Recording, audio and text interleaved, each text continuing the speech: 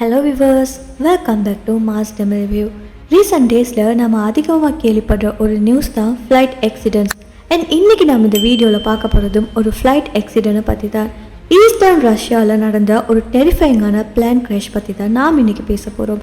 49 இன்னசென்ட்டான passengers and அதுக்குள்ளே சின்ன பசங்களும் இருந்திருக்காங்க. எல்லாருமே உயிரிழந்திருக்காங்க கொஞ்சம் செகண்ட்ஸ்குள்ளே. இது என்ன மிஸ்டேக்கால நடந்துச்சு, எப்படி இது நடந்துச்சு, அண்ட் கவர்மெண்ட் என்ன ரெஸ்பான்ஸ் கொடுத்துருக்கு, இதெல்லாம் பற்றி தான் நாம் இந்த வீடியோவில் டிஸ்கஸ் பண்ண போகிறோம். ஸோ வாங்க வீடியோக்குள்ளே போகலாம். 2025 ஜூலை 25 ரஷ்யாவோட ஈஸ்டர்ன் சைடில் இருந்து ஒரு சின்ன டொமஸ்டிக் ஃப்ளைட் டேக் ஆஃப் ஆகுது. அதுவும் மார்னிங் டைமில். ஃப்ளைட் நம்பர் என்னென்னா RA67654. இது ஒரு லோக்கல் ரீஜனுக்கு மட்டும் சர்வீஸ் கொடுக்குற ஃப்ளைட். இங்கே தான் ப்ராப்ளம் ஸ்டார்ட் ஆகுது. இது யூஸ் பண்ணியிருக்கிற ஏர்க்ராஃப்ட் மாடல் பேர் பார்த்தீங்கன்னா ஆண்டனோ AN-24. இது ஒரு twin engine turbo probe flight, அதாவது 2 ஃபேன் டைப் இன்ஜின்ஸ் இருக்கிற ஒரு பழைய டிசைன் பிளான்.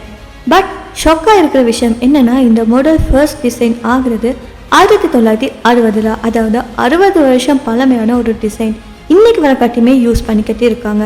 ஸோ இந்த ஃப்ளைட்டில் பார்த்தீங்கன்னா மொத்தமாக 49 பேசஞ்சர்ஸ் இருந்திருக்காங்க. Local villagers, middle class people, school students கூட இருந்திருக்காங்க. அண்ட் டோட்டலாக க்ரூ மெம்பர் 5 பேர் இருந்திருக்காங்க. அதில் 2 எக்ஸ்பீரியன்ஸ்டான பைலட்டும் இருந்திருக்காங்க. மொத்தமாக எல்லாரையும் சேர்த்து 54 பேர் ஒன்போர்டில் இருந்திருக்காங்க.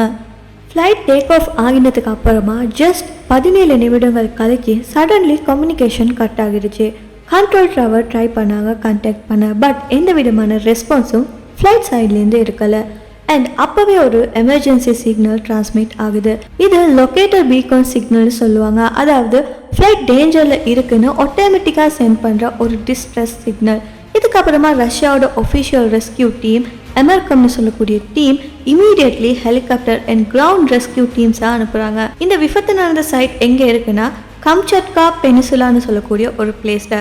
இது ரொம்பவே ரிமோட் ஏரியா, மவுண்டன்ஸ் இருக்குது, திக் ஃபாரஸ்ட் இருக்குது. நார்மலாக ரீச் பண்ணுறது ரொம்பவே கஷ்டம். அண்ட் வெதர் கூட அங்கே டெரிபலாக இருக்கும். Thick fog, heavy rain, almost visibility 0 லெவலில் இருக்கும். ஹெலிகாப்டர் கூட லேண்ட் பண்ண முடியாது. ஸோ ரெஸ்கியூ டீம் நடந்து போய் தான் அந்த சைட்டை ரீச் பண்ணுறாங்க. இந்த ஃப்ளைட் கிராஷ் ஆகி 6 மணி நேரங்களுக்கு அப்புறமா தான் ரெஸ்கியூ டீம் அந்த பிளேஸுக்கு ரீச் ஆகுறாங்க. அண்ட் அங்கே சீனை பார்த்தா ரொம்பவே கஷ்டமாக இருந்திருக்கு.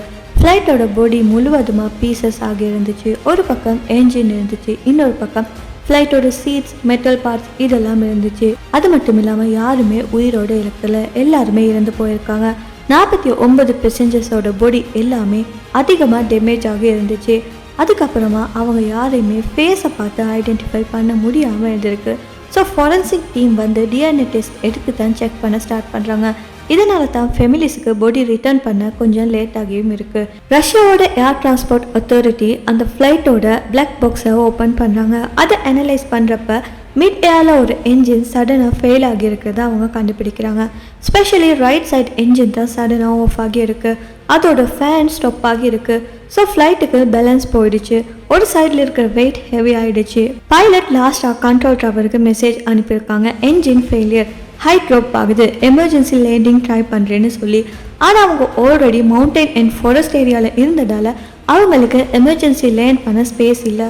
அது மட்டும் இல்லாமல் கிராஷ் நடந்த நேரம் பார்த்தீங்கன்னா சன்ரைஸுக்கு கொஞ்சம் முன்னாடி, அதாவது லைட் ரொம்ப வீக்காக இருக்கும். ஸோ பைலட்டுக்கு விசிபிலிட்டி கூட ரொம்ப லோவாக தான் இருந்திருக்கு. இந்த விபத்துக்குள்ளான ஃப்ளைட்டோட மாடல் பார்த்தீங்கன்னா ரொம்பவே பழமையான மாடல்.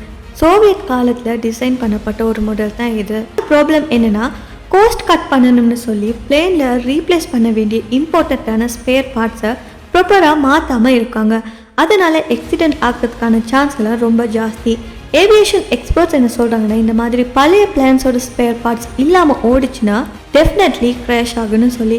ஆல்ரெடி கடந்த 10 வருஷத்துக்குள்ளே சேம் ஆண்டனோ AN-24 மாடல்னு சொல்லக்கூடிய இந்த ஃப்ளைட் 5 மிகப்பெரிய ஆக்சிடென்ட்ஸை இன்வால்வ் ஆகியிருக்கு. ஆனால் இன்னுமே ரஷ்யன் கவர்மெண்ட்லேருந்து இதுக்கு ப்ராப்பரான ஒரு பேன் கிடைக்கவே இல்லை. ரஷ்யாவில் மீடியா ஃபுல்லாக கவர்மெண்ட் மேலே தான் கிரிட்டிசைஸ் பண்ணிக்கிட்டே இருக்காங்க. இன்னும் யார் பழைய மாடல் ஃப்ளைட் எல்லாம் யூஸ் பண்ணுறாங்கன்னு சொல்லி கேட்டுக்கிட்டே இருக்காங்க. ரஷ்யாவோட டிரான்ஸ்போர்ட் மினிஸ்டர் சொல்கிறாரு என்னென்னா, இன்வெஸ்டிகேஷன் ஃபுல்லாக நடக்கும் அண்ட் இது மேலே ஸ்ட்ரிக்டாக ஆக்ஷன் எடுப்போம்னு சொல்லி. ஆனால் பப்ளிக் சொல்கிறாங்க இன்வெஸ்டிகேஷன் அப்புறம் பார்க்கலாம், இதுக்கு முன்னாடி சிஸ்டமை இம்ப்ரூவ் பண்ணணும்னு சொல்லி. லைஃபுக்கு வெளியே கொடுங்கன்னு சொல்லி பப்ளிக் சொல்றாங்க. Let's pray for the 49 souls who passed away and hope this tragedy brings real aviation reforms